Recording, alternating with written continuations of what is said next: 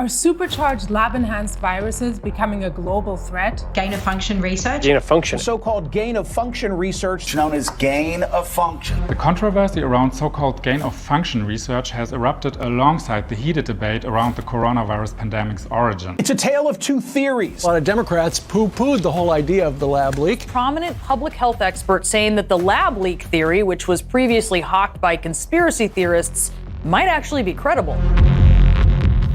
This has moved high-risk gain-of-function research from the secretive shadows into the public spotlight. We've set out to investigate why, how, and where this type of research is being done, and what the risks and benefits are. So what exactly is gain-of-function? It is a type of research that makes pathogens like viruses deadlier or more infectious to humans. The researchers intentionally modify the virus in lab experiments to give it new functions. For instance, the ability to spread by air or attack human nerve cells. Gain-of-function research seeks to make a virus more easily transmissible between humans, to increase the severity of the disease it triggers, or to make it resistant to existing treatments or vaccines. Sounds crazy? Two main reasons are given for why this type of research is done. One is to better predict which viruses in animal populations might one day naturally mutate and become infectious for humans. The second is to be better prepared when a new pandemic hits, for instance by already developing a vaccine for it preemptively. There are obviously valid reasons for gain-of-function research, and the main reason is to understand pathogens better, to understand the way they transmit and behave, and thereby to make vaccines, drugs, etc. So how many vaccines have been developed as a result of gain-of-function research? None. There have been no preemptive vaccines to date.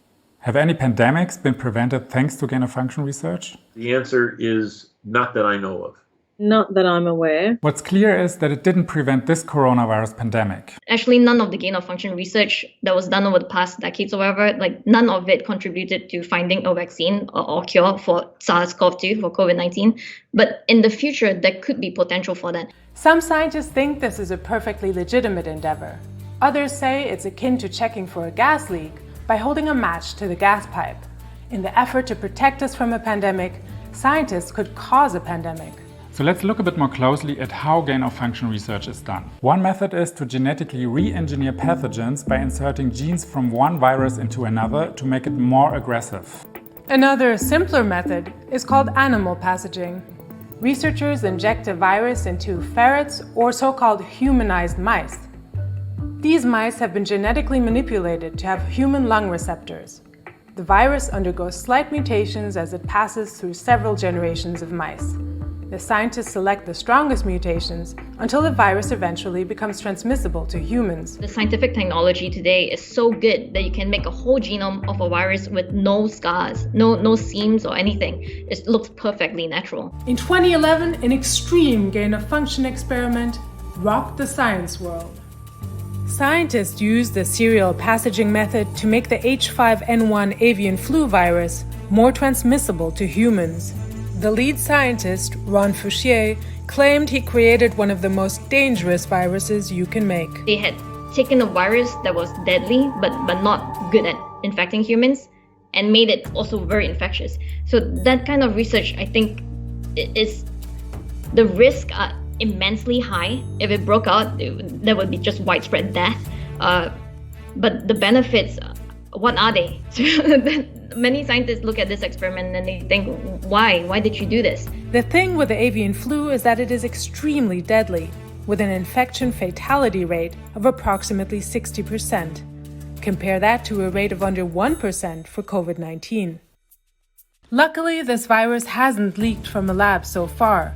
But another worry is that a man-made virus like this one could end up in the wrong hands. The main concern was the publication of the research, because once you publish it, then nefarious actors can also have access. It's like if you publish a method on the internet on how to hack a bank account, do you think someone's going to use it? Of course they're going to use it, right? And several, terrorist groups have made their intention to use biological warfare known. High-security BSL-4 labs built for research on highly infectious pathogens are booming around the world, and 3/4 of them are located in densely populated urban areas. Gain-of-function research is being conducted in some of these labs in the US, China, Europe, and other countries, although nobody knows for sure in how many of them. But surprisingly, gain-of-function experiments are not done exclusively in highest-security BSL-4 labs. Some are done in level 2 and 3 labs. We recently found out that the Wuhan Institute of Virology was doing a lot of this SARS-like virus research at a very low biosafety level. So at a level that you would feel unsafe working with airborne viruses. At BSL-2, you may or may not be wearing a lab coat. You definitely should be wearing gloves, but normally you don't wear a mask at BSL-2. So if you're working with airborne viruses, live viruses at BSL-2, viruses that can spread through the air, like SARS-CoV-2, then you are completely exposed. It was not an appropriate biosafety level for working with these SARS-like viruses. Researchers at the Wuhan Institute of Virology were collecting and researching bad coronaviruses and using humanized mice prior to the COVID-19 outbreak. But the top researcher, Dr. Shizeng Li, denies she was conducting gain-of-function research. We know from all of the records, from the NIH grant applications, from papers published by the Wuhan Institute of Virology experts, that they were engaged in aggressive research and aggressive work that was making scary pathogenic viruses scarier, better able to infect human cells. Dr. Shi, she says, we did not do gain-of-function research to increase infectivity, right? She picked out just the one. No, she didn't do to increase infectivity. She did to change the host range to make it infectious to us.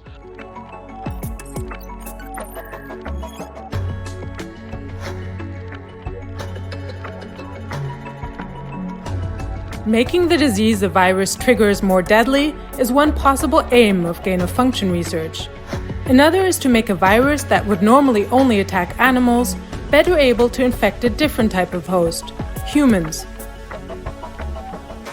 What is making things murky is that different definitions of gain-of-function are circulating simultaneously. The reason why it's so confusing and so complicated is because scientists do not know where to draw the line between regular experiments and gain-of-function experiments that are very concerning. So it's only when there is a potential to cause harm to humans that it becomes gain-of-function research of concern. But the question into the origins of the pandemic were stifled in early 2020 when an open letter was published in the medical journal, The Lancet. That effectively snuffed out all the debate.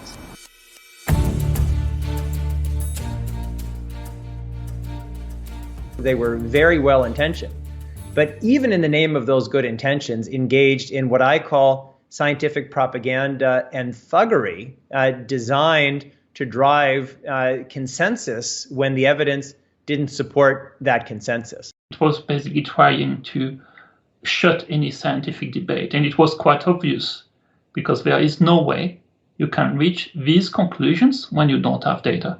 People said that's a conspiracy theory.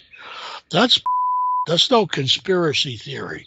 That's an honest scientific possibility. You'll probably note that most people who've been shouting down the possibility of a lab leak are virologists. And, you know, I'm not casting aspersions here. You know, there's many eminent virologists and we need them, and their work is vitally important in especially in pandemics. But you've got to think about vested interests. If this came from a lab, that means that science has led to millions of people dying by accident. So it's a very uncomfortable thing to think about. It's a very unpleasant idea for scientists. It wasn't until a group of citizen journalists began to investigate and analyze online databases that the lab leak theory re-emerged. The group, calling themselves Drastic, revealed that the Wuhan Institute of Virology was actively working with SARS-CoV-2 viruses over many years, including the closest known relative to the pandemic virus, using inadequate safety protocols. They also discovered that the lab and Chinese authorities have methodically attempted to conceal these activities. I start to get suspicious and start to investigate. You have to play games to try to, get the data. And China is really good at removing things, but if you get there on time, you can get an awful lot. There's been a lot of important information that's come out as a result of what they're calling internet sleuths, but it's people who are just recognizing that our world is at risk and our governments and the UN system weren't doing what needed to be done. When the WHO looked into the question in early 2021, it concluded that a lab leak was extremely unlikely. But the report was criticized due to the team's lack of access to key data. President Biden has since asked U.S. intelligence agencies to look into the matter, but so far there has been no thorough international investigation. Up to now, we have not had an investigation of the origins of COVID-19. The China WHO joint study has been widely described as an investigation by a lot of media, but they admit that they never had the mandate and they never had the powers or influence to be able to go in there and investigate. So all the evidence right now is circumstantial. We need to have a credible investigation. If it does turn out that this pandemic was caused by a lab leak, it's going to change the practice of virology forever, everywhere. Although the lab leak theory has recently gained traction, there is still no definitive proof of either a market origin or a lab leak, and both theories remain plausible. But the whole controversy around the origin of the coronavirus has deflected from the larger and arguably more important question, whether high-risk research with deadly pathogens should be pursued at all. The reason being that accidents happen, and they happen a lot, even from the highest security labs. And it happens all over the world, internationally, not any one particular country.